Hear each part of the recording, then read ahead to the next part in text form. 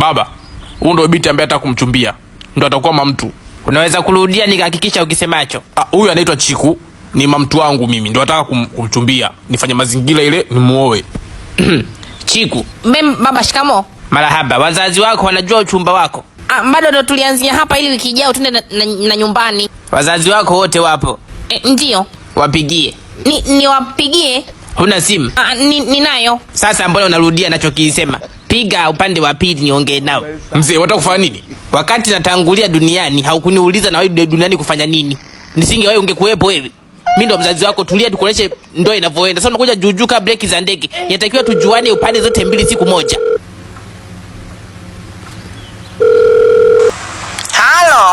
Halo, mama, shikamo. Marahaba, za huko? Salama tu mama, leo nimekuja nyumbani kwa mwanaume wangu ili tuongelee uchumba. Unaolewa? Makubwa. Machiku, njoo huko usikie mapya, mwanao kwetu anaolewa. Chiku gani anaolewa? Chiku wangu? Yaani Chiku mwanangu yuko hewani? Ndio. Mbona makubwa? Halo. Shikamo baba. Marahaba. Tunaolewa? Ndio. Huyo mwanaume wako ana kazi gani? Asijakaa hata kuandika jina lake. Habari baba Chiku. Unaongea na baba wa mchumbiaji.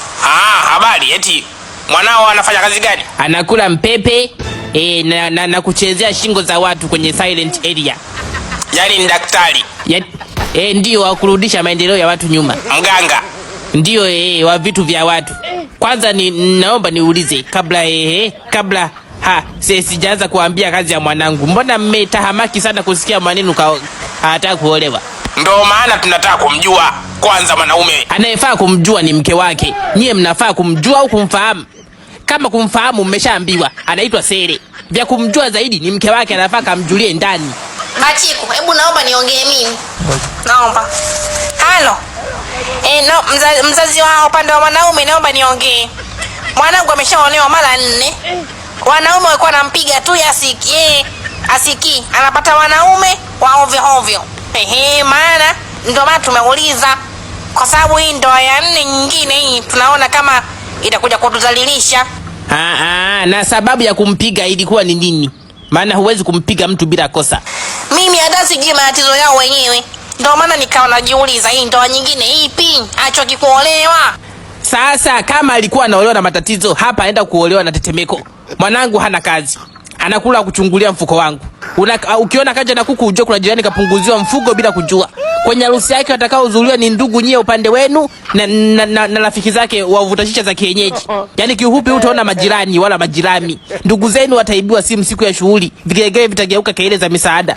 Vyombo vya habari vitaandika bwana harusi aibia waalikwa. Baba, zao wako akuite baba, huna mayai. Sijamaliza wanaingilia nini? Tunaongea wazazi, unaingiza balehe yako. Wajifanya wamevurugwa eti. Ona sikia kabisa ndo upande wa ukikeni. Wamesikia tu mtoto wao anataka kuolewa. Wameshtuka. Anapigwa kama bendi za Kigoma cha Uruguay. Haijulikani shida nini. Kwa muonekano tu wa macho. Kama sio afisa udangaji, ni afisa ukahaba. Wewe kila mwanaume anakupiga ndoa 4 kama wacheza marejesho ya wanaume kila mwaka wachukua mpya. Na sasa ninavyokujua, adabu yako huna wewe. Adabu unao kwa aliye kukema na aliye kutungisha. Tu wengine unaona kama kalio yako. Haya haikuchiti. Tutamkanda kama ngano ya maandazi. Kwako ataama siku 2 ataondoka huyu. Mimi nani ya muda kwenda mahakamani? Wazazi wenzangu, mwanangu ni mwizi, anavuta bangi kama jiko la kuni, hana kazi. Ndoa kwangu hakuna, labda kwenu upande wa pili.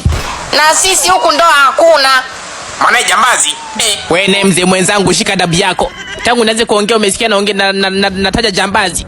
Wako kaaba mlalo masikio katoboa matundu 28 asikia mpaka lugha za wadudu. Ukimwangalia tu kwa nje unaona kabisa gono limenyooka, mstatili kabisa. Kafungasha ndoa 4 hata akifika mbinguni hana pa kuchomewa huyu. Watamchomea nje ya motoni peke yake mpaka aseme hiyo kauli ya ndoa 4 kwa mwanamke kaisomea kitabu gani. Amekata.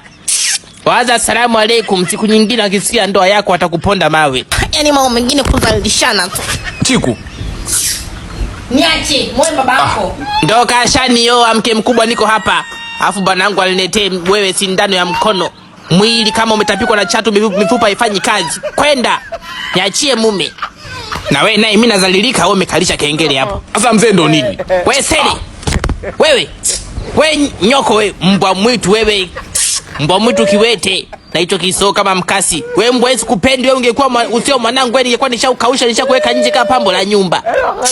Au nikuchome nikukaushe nikulie na ugali. Nikaushe nile hata leo. Kwa nyama gani ya kueleweka? Nyama imejaa bangi, taifa saa ngapi? Shenzi ndoa ya nyoko.